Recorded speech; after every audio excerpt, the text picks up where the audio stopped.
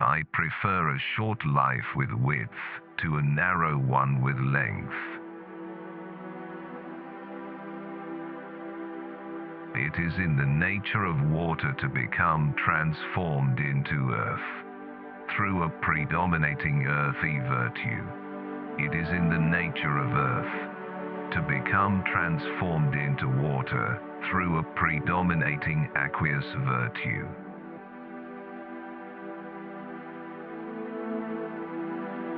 An ignorant doctor is the aide-de-camp of death.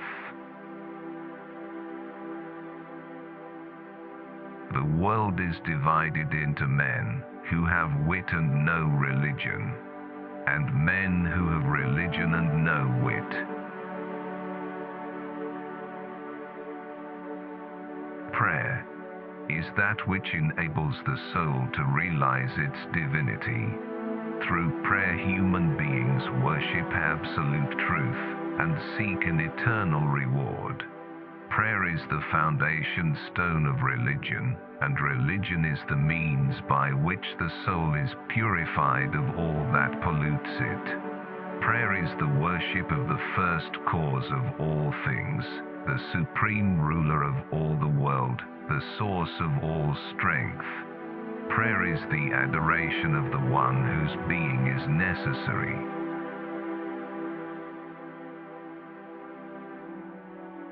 As to the mental lessons, we find it in infants devoid of every mental form. There are no incurable diseases, only the lack of will. There are no worthless herbs, only the lack of knowledge. The knowledge of anything, since all things have causes, is not acquired or complete unless it is known by its causes.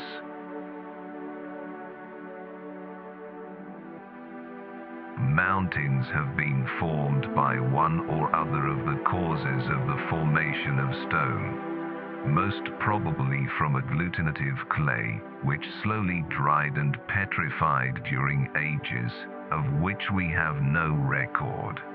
It seems likely that this habitable world was in former days uninhabitable and, indeed, submerged beneath the ocean. Then, becoming exposed little by little, it petrified in the course of ages.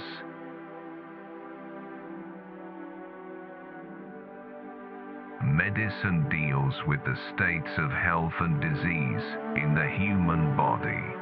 It is a truism of philosophy that a complete knowledge of a thing can only be obtained by elucidating its causes and antecedents, provided, of course, such causes exist. In medicine it is, therefore, necessary that causes of both health and disease should be determined.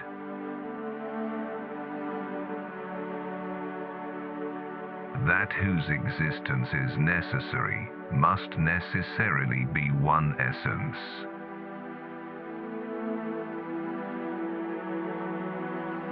Disease is an abnormal state of the body, which primarily and independently produces a disturbance in the normal functions of the body. It may be an abnormality of temperament or form, structure. Symptom is a manifestation of some abnormal state in the body. It may be harmful as a colic pain, or harmless as the flushing of cheeks in parapneumonia.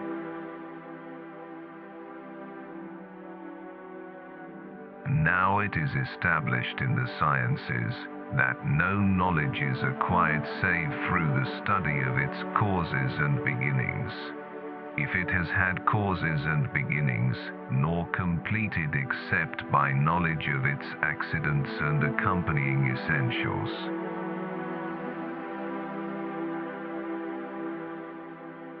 The more brilliant the lightning, the quicker it disappears.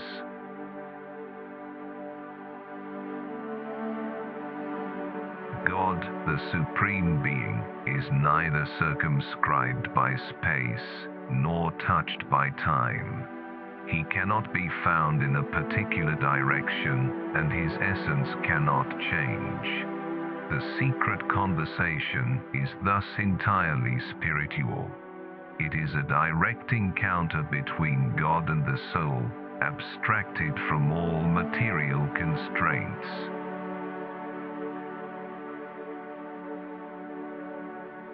Those who deny the first principle should be flogged or burned, until they admit that it is not the same thing to be burned and not burned, or whipped and not whipped. Is it the fault of wine if a fool drinks it and goes stumbling into darkness?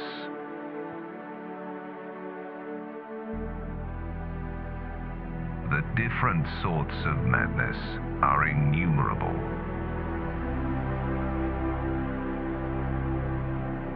A horse is simply a horse.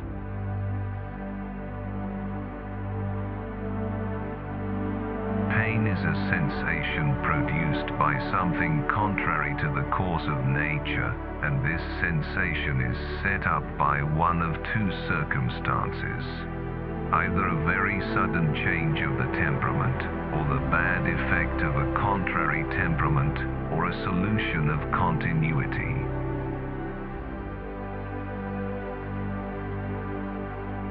Medicine considers the human body as to the means by which it is cured and by which it is driven away from health.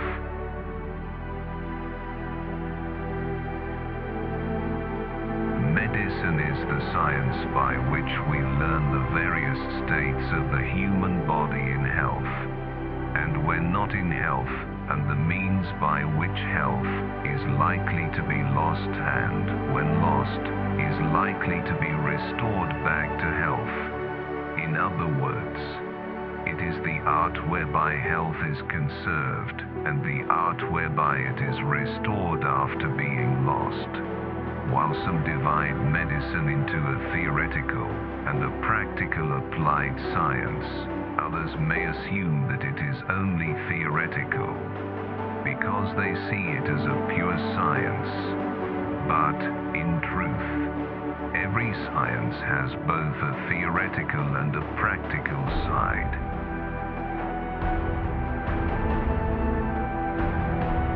The theory of medicine, therefore, presents what is useful in thought, but does not indicate how it is to be applied in practice, the mode of operation of these principles.